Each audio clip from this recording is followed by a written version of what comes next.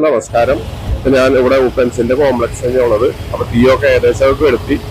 Fire force വന്നിട്ട് ആദ്യം ചെയ്ത സംഭവം എന്ന് വെച്ച് കഴിഞ്ഞാൽ തീ ഗോഡൌണിന്റെ ആപ്പാതി പടർന്ന് പിടിക്കാണ്ടായിട്ടുള്ള ഒരു ഗ്യാപ്പ് ഇട്ടതാണ്. അപ്പൊ അവിടെ കുറെ സെന്ററിൽ നിന്ന് കുറെ പെയിന്റും കാര്യങ്ങളൊക്കെ എടുത്ത് മാറ്റി ഈ പടർന്ന് പിടിക്കാതിരിക്കാനുള്ള പരിപാടികളാണ് അവർ ചെയ്തത്. അപ്പൊ ഒരു 4-5ഓളം ഫയർഫോഴ്സ് കൂടെ എത്തിയിട്ടുണ്ട്. പോലീസുകാര്, നമ്മുടെ കൂടെ ചാലക്കുടി ജനങ്ങൾ, പൊതുപ്രവർത്തകർ എല്ലാവരും കൂടെ എത്തിയിട്ടുണ്ട്.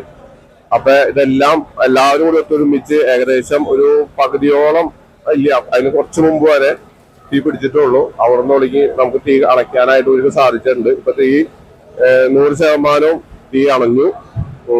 ഇതിലെ ഏറ്റവും വലിയ സംഭവം എന്ന് പറഞ്ഞാൽ ഇത്ര മഴക്കാലമായിട്ട് ഈ തീ കത്തി കഴിയുന്ന വരെ ഒരു തുള്ളി മഴ പോലും പെയ്തില്ല എന്നുള്ള സംഭവമാണ്. അപ്പൊ ഇതിലെല്ലാം ഇപ്പൊ വലിയ കുഴപ്പമൊന്നുമില്ല. ഇത് പടർന്ന് പിടിച്ചെന്നുണ്ടെങ്കിൽ നമ്മുടെ ചാലക്കുടി നോർത്ത് ടൗൺ മൊത്തത്തിലേ പോയേനെ. ആ രീതിയിലാകും തീ തുടങ്ങിയത്.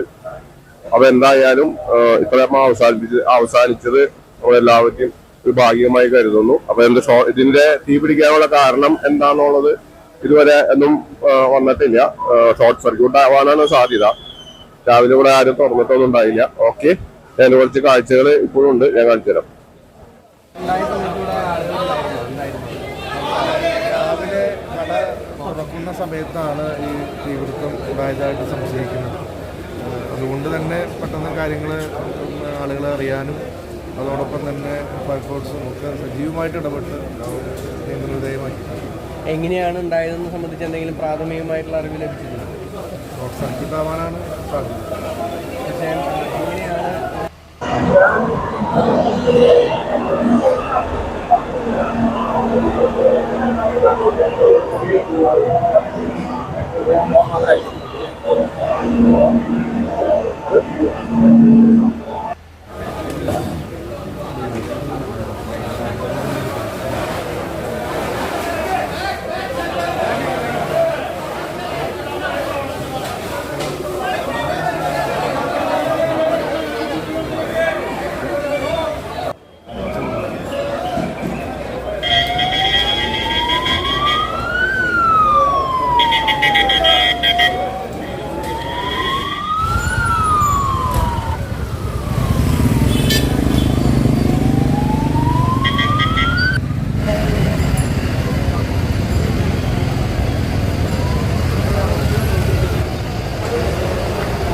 മാള, പുതുക്കാട്, നമ്മുടെ ചാലക്കുടി, ഈ അരിയിലുള്ള എല്ലാ ഫയർ സ്റ്റേഷനിലെ എല്ലാ ഫയർഫോഴ്സും കൂടെ എത്തിയിട്ടുണ്ട്.